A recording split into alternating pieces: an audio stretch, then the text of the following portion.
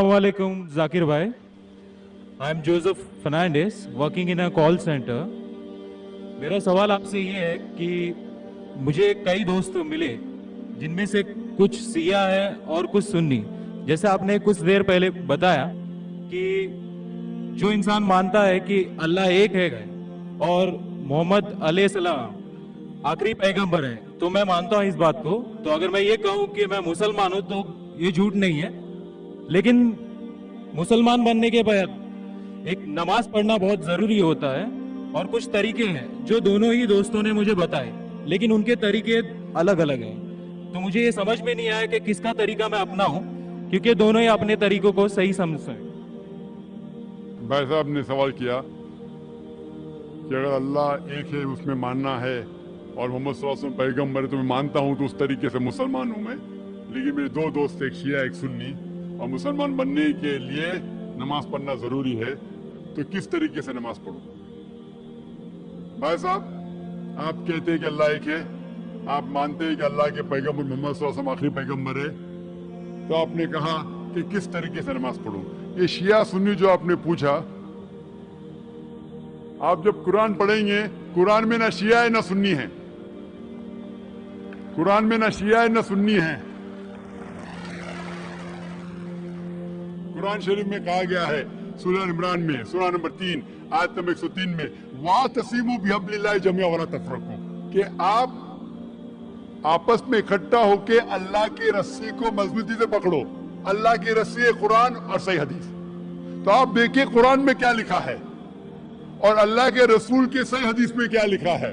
तो जो भी आपसे कुछ कहता है, अगर कुरान और सही हदीस के मुताबिक है, आप उसकी बात मानो. जो जाकिर कहता है वो भी कुछ अहम नहीं इस्लाम में. जाकिर इस्लाम में जीरो है. जो जाकिर कहता है वो बात मानना जरूरी नहीं. लेकिन जब मैं कुरान का हवाला दिया तो आपको कुरान की बात मानना फर्ज है. जब मैं सही हदीस का हवाला दिया तो आपको सही हदीस की बात मानना जरूरी है. तो इसीलिए कोई भी शख्स कुछ कहता है, अगर इख्तिलाफ है उसमें, तो फिर से रुजू हो जाओ कुरान और हदीस के पास. क्योंकि कुरान में लिखा है सूरह निसा में, सूरह नंबर 4 आयत नंबर 59 में, वर्स नंबर 59 में, अतिउल्लाह वाति रसूल, अल्लाह की इताअत करो, अल्लाह की बात मानो और अल्लाह के रसूल की बात मानो.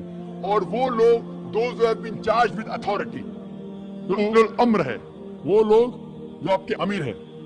लेकिन अगर इनमें इख्तिलाफ है, फिर से रुजू हो कुरान और हदीस के पास, अल्लाह और अल्लाह के रसूल के पास.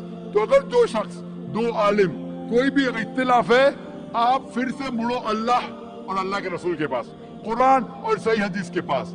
फिर देखो कि कौन सा दोस्त, कौन सा मुस्लिम, कौन सा आलिम, कौन सा मौलाना कुरान और सही हदीस के मुताबिक कह रहा है.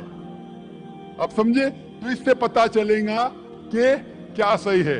आप बोलते हैं कि नमाज पढ़ने के तरीके में इख्तिलाफ है. शुरू में कम से कम जो यकसा है वो तो शुरू करो. इख्तिलाफ वो थोड़ा है, नमाज के तरीके में इख्तिलाफ वो थोड़ा है, जो यकसा है वो तो शुरू करो. अगर आप मुसलमान बनना चाहते हैं तो इतना वक्त क्यों ले रहे? खाली नाम के मुसलमान होना जरूरी नहीं है, वो कोई फायदा नहीं. अमली तौर पे मानो कि अल्लाह एक है, उसकी इबादत करो और आखिरी रसूल मोहम्मद सल्लल्लाहु अलैहि वसल्लम पे ईमान लाओ.